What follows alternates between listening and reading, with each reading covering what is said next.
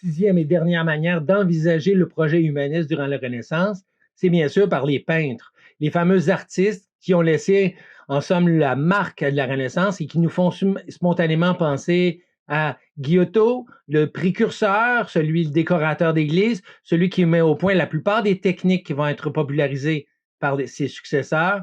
Bien sûr, Raphaël, le père du classicisme, les couleurs soyeuses, le traitement délicat des corps, et bien sûr Michel-Ange, l'artiste corpusculaire, autant connu pour ses sculptures que pour son fameux plafond de la chapelle Sixtine. Mais la question est, en somme, qu'est-ce qui unifie ces peintres et qu'est-ce qui, surtout d'abord et avant tout, fait qu'ils participent de plein pied au projet humaniste?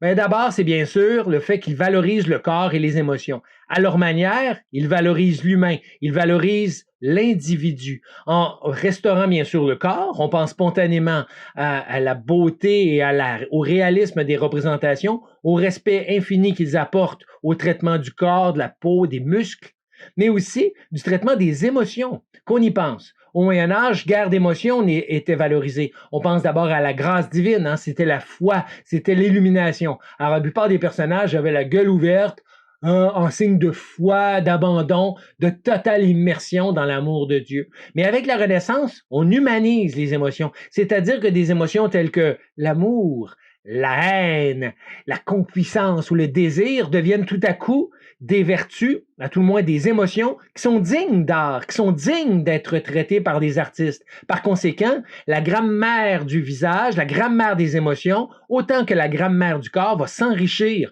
Les peintres vont apporter davantage d'importance au traitement des émotions proprement humaines.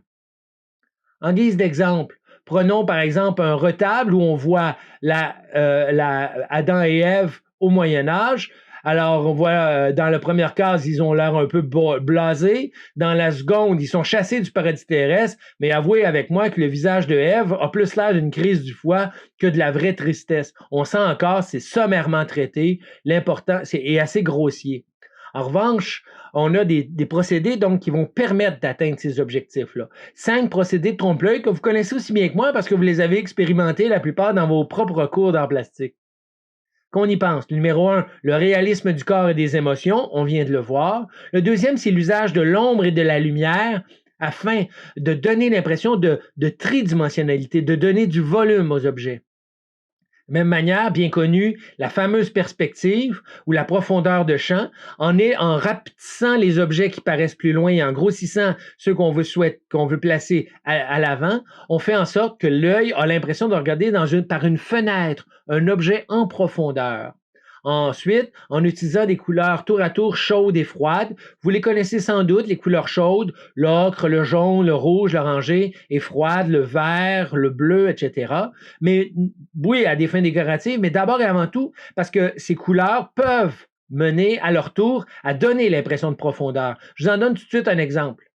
Si on considère, par exemple, les contours d'un vase, alors c'est ce que vous avez fait dans votre cours d'art plastique souvent, là, votre prof vous disait « Ah, il faudrait que tu ajoutes de l'ombre. » Avec de l'ombre et un peu de lumière, on peut donner cette impression de volume assez facilement. Les peintres de la Renaissance développent ainsi un fumento, une manière de peindre qui fait qu'il y a des dégradés désormais beaucoup plus nuancés que dans les vitraux ou bien dans les tapisseries médiévales, par exemple, pour donner cette impression de profondeur, notamment dans le traitement du visage, du corps.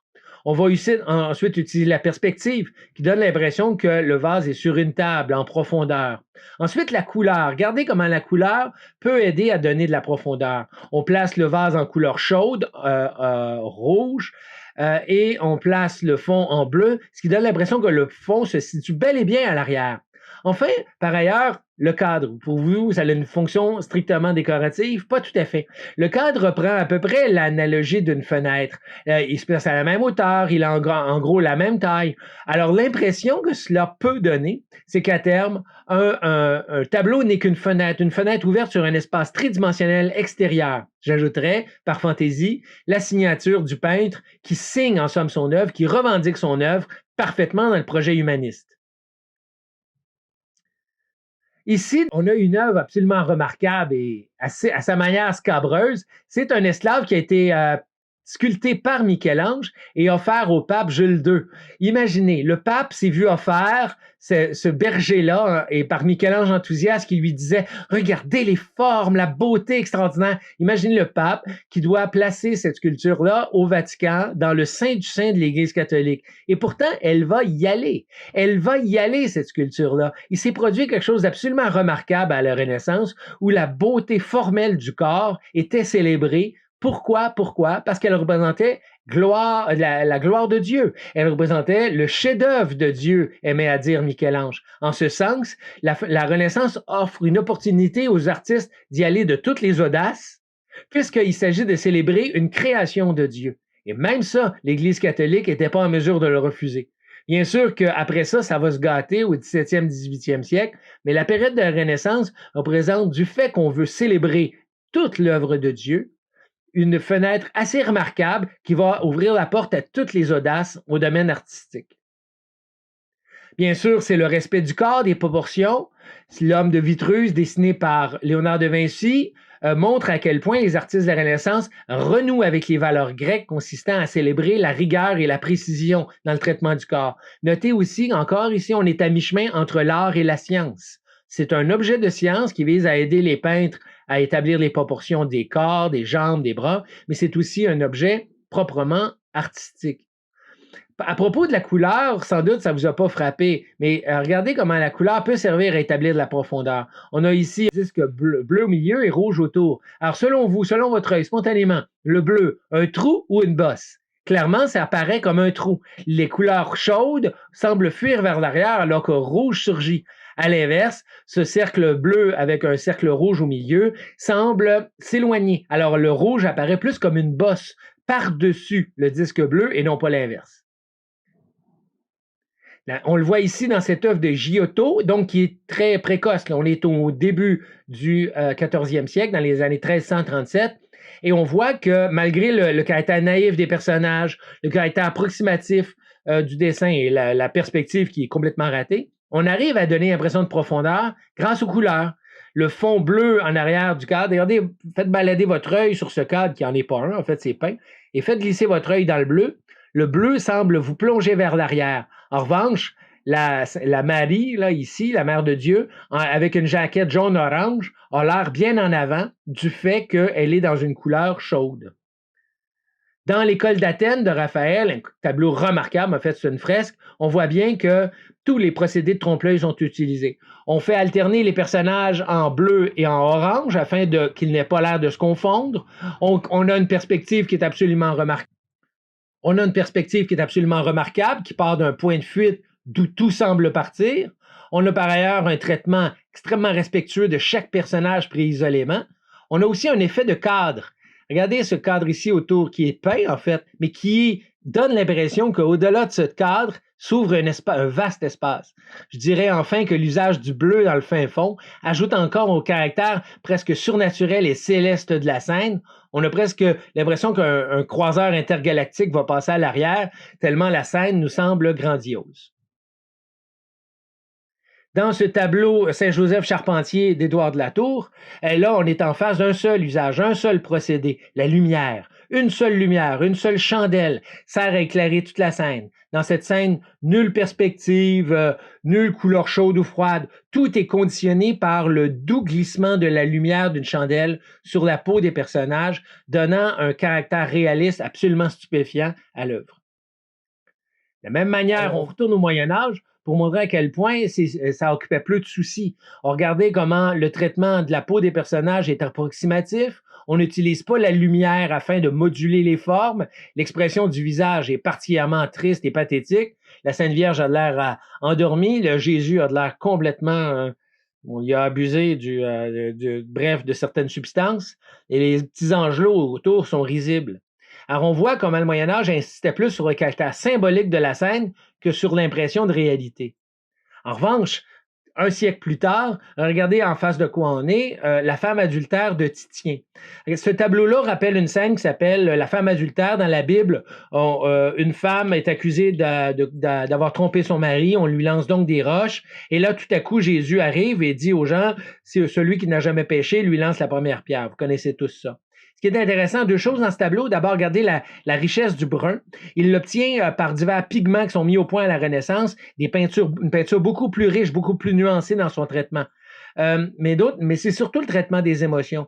Le tableau ici semble représenter presque une photo. La scène est croquée sur le vif. Regardez tour à tour chaque personnage. Ces deux-là disent « Ah, femme adultère, nous allons te lancer des pierres. » Elle semble être contrie de regret. « Oui, je suis une femme adultère. » Et là, lui, il dit « Hey, mais qu'est-ce que tu fais là, toi, de te mêler de notre scène de lapidation? » Et lui, il semble lui dire « mais je pense qu'il faudrait à peine l'écouter. » Et là, lui, ici, le sage, semble dire « Attendez, ce qu'il vient de dire est plein de sagesse. Ne serais-tu pas le Messie? » Quant à Jésus, comme d'habitude, il a de l'air gelé. Mais les autres personnages présentent vraiment une grammaire très riche qui témoigne de deux choses. D'abord, le respect envers les émotions humaines et ensuite, le caractère instantané, comme si on voulait donner l'impression que ce qu'on voit est une vraie scène croquée sur le vif.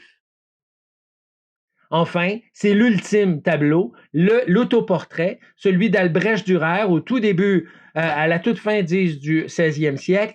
Le peintre allemand, faute d'argent, faute de modèle, choisit son miroir en guise de sujet et se peint en train de peindre. Je pense que c'est un bon résumé du projet humaniste. C'est le peintre qui lui-même restaure son œuvre, se place au centre de son œuvre et se présente comme le créateur même de l'œuvre. Alors, en musique, ça existe aussi, et c'est ça qu'on oublie trop souvent. Si ce que je viens de dire à propos de la peinture vous est vaguement familier, il vous restait juste à avoir le lien intime avec l'humanisme. Ces réalités-là, la perspective en particulier, ça existe en musique. D'ailleurs, des termes comme couleur, harmonie, sont tous des termes communs à la peinture et à la musique. En même temps qu'on développe donc les procédés picturaux qui vont mener aux innovations de la Renaissance, en musique se produit aussi une révolution. Cette révolution, elle tire sa source lointaine du gothique, le chant monodique qu'on chantait dans les églises. Monodique veut dire que tout le monde chante la même chose. Une seule note chantée par tout le chœur. C'est le fameux chant grégorien, qui était bien adapté d'ailleurs aux églises gothiques, là. Les églises gothiques, très vastes, très écho, ne permettaient pas aux chanteurs ou aux instruments de se détacher clairement. On emprunte donc de vastes mélopées propices à des acoustiques extrêmement prolongées qui font en sorte qu'on respecte en somme un rythme beaucoup plus lent qui coïncide avec l'acoustique de ces endroits-là. On le voit ici avec un chant grégorien du 12e siècle.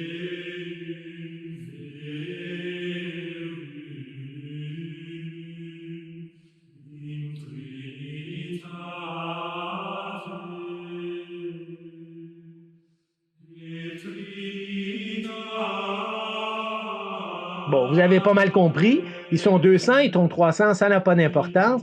L'important, c'est de chanter la même chose. Notez que la gamme tonale n'existe pas encore. Hein? On utilise plutôt des glissando le long de barres qui vont bientôt devenir les notes. Mais tout ça, ce sont des noirs, un seul temps. On se contente de chanter ensemble et vous avez vis-à-vis les notes, les paroles du Christ qu'il faut prononcer. Alors, c'est très lentement chanté. J'ai déjà synchronisé un Alléluia d'1 minute 30.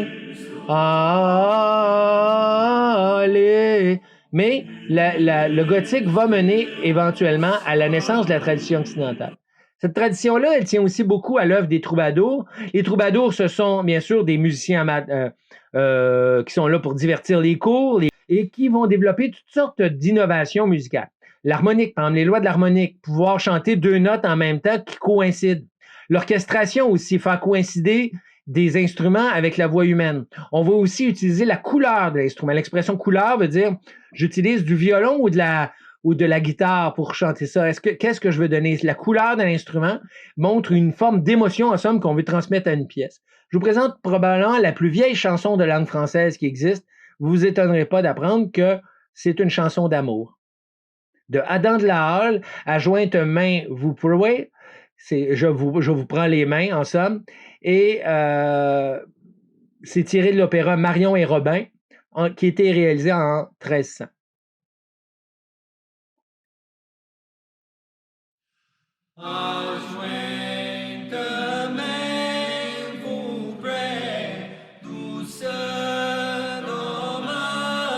Bon, vous n'aurez pas compris, c'est pas du Beethoven, là.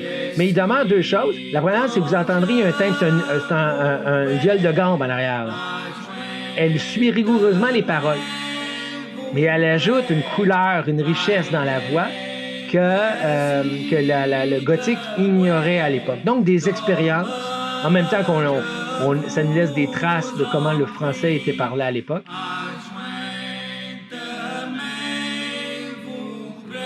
On commence à développer aussi les règles de l'harmonique pour que les accords paraissent doux, suaves et s'enchaînent. C'est en 1400, à peu près en même temps qu'en peinture, qu'on développe le principe de la polyphonie en musique. La polyphonie, c'est-à-dire deux notes différentes, jouées en harmonique, et qui donnent une profondeur nouvelle. Exactement l'équivalent, en somme, de la perspective en peinture. On va donc ajouter à une deuxième voix, une troisième, une quatrième, parfois 7 voix, toutes en harmonique, qui vont faire naître ce qu'on appelle les cathédrales musicales, de véritables et grandioses œuvres.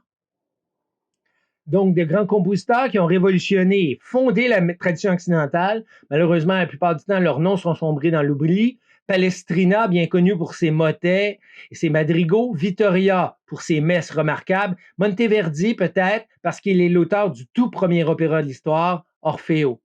Allons-y voir qu'est-ce que ça donne lorsque l'on place en superposition des voix, c'est-à-dire notamment lorsqu'on pense des altos, des sopranos, des ténors et des basses. Écoutez d'abord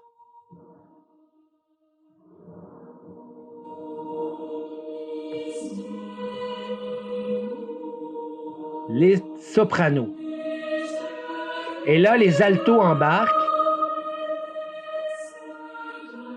Dans 2 mesures, les ténors.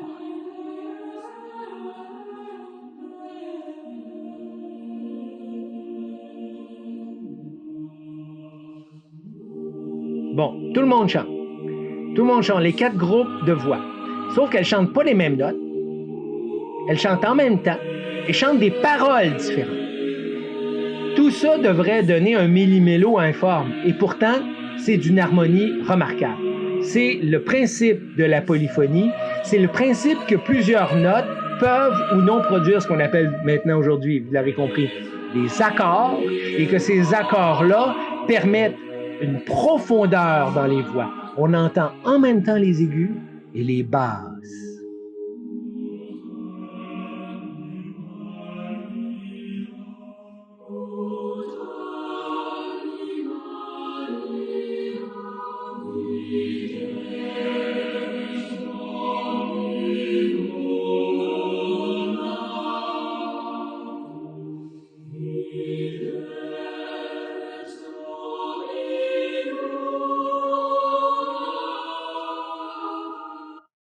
C'est une véritable révolution musicale. La polyphonie, cependant, va être contestée parce que certains esprits brouillons ou chagrins considèrent que on n'entend plus rien, ça confond les paroles du Christ, ça mène à de la confusion. Alors, l'Église va finir par condamner, lors du Concile de Trente, va condamner le chant polyphonique qui va quitter l'ère catholique. En revanche, ce seront à partir de là les protestants. Les protestants autour de compositeurs bien connus comme Jean-Sébastien Bach, Buxtehude ou Telemann qui vont reprendre le chant polyphonique et le pousser à sa perfection. C'est ce qu'on appelle la musique baroque.